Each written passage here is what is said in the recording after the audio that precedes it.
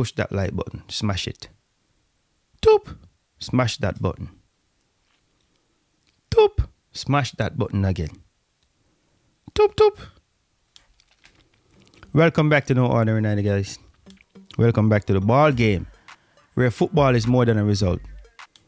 Now let's take a look, because currently there's some madness going on right now in the English Premier League. With regards to Nottingham Forest, 2 managers gone, and we're only 8 games into the Premier League season. That's crazy. First it was Nuno, and now Ange Postecoglou has been shown the door. Honestly, the Nuno sacking, I think, was the wrong decision on the owner's part. But I understand there's been a bad relationship between the owner and the manager, and that's not conducive for anybody to actually grow or foster him. You know what I mean? That alone is an hostile environment that, honestly, it just creates a space where it's best for one person to leave, and apparently the owner is not going to leave. So this has now turned out to be more like a revolving door of managers at Nottingham Forest. When Nottingham Forest returned to the Premier League, there was genuine hope, a proud historic club back in the top flight. Fans were looking towards gaining stability, progress, and a clear vision. But what we're seeing instead, I would say, it's chaos. Crisis. Forest have just played 8 games already this season. They have lost 5. And Ange Postecoglou, who was brought in supposedly to steady the ship, has lost 4 out of his 5 league games in charge. That is definitely not the start anyone wanted, but let's be honest, this kind of instability doesn't come from the dugout itself. It starts at the top. Now, let's talk about the owner, Marinakis. Look, I understand. When you're invested millions, you want to see success. You want results, and you want them fast. But football doesn't work that way. You cannot micromanage your way to glory. That's not how teams grow. And that's not how winning cultures are built. But like I said, I do understand. Let's put things into context though. Looking at Nottingham Forest, we gotta realize they're not the Liverpool or the Arsenal or the Manchester City in the English Premier League. These are clubs built on years of development, consistency, and trust between management and ownership. They aren't seen to be on that level yet when it comes on to Nottingham Forest. Forest, to be honest, if you ask me, they're trying to do a sprint in a marathon, and that just does not work.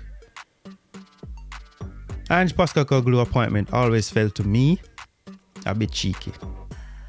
Reports suggested that he's been in dialogue with the owner even before Nuno was sacked. That alone tells you how unstable the environment must have been. Now losing 4 out of 5 games is tough to defend.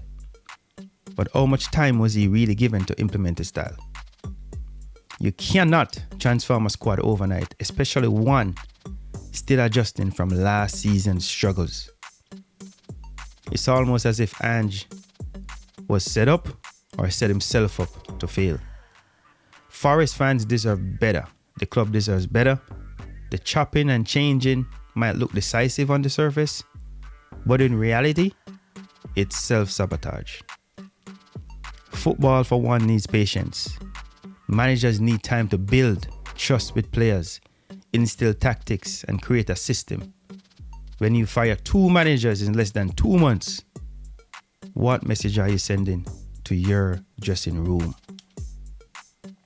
Those players must be living in fear right now. You're saying no one's safe. And when players start to feel that insecurity, performance dips even further. You got to protect what you have, protect your asset. So where do Forest go from here? Whoever comes in next, good luck, because they're walking into a storm. If the owner doesn't learn to step back a little bit, trust the process, and allow football people to do football work, this cycle will never end. Nottingham Forest, I understand you can't keep starting over every few weeks. You need stability, you need leadership, and you need belief. Until then, people, the only thing consistent about Forest will be the turnover rate in the manager's office. Let's see where it goes from here. Let's see who gets appointed, and I hope it truly works out. Because to be honest, Nottingham Forest is a team that I really like. On any given day, the big name teams in the English Premier League will get beaten.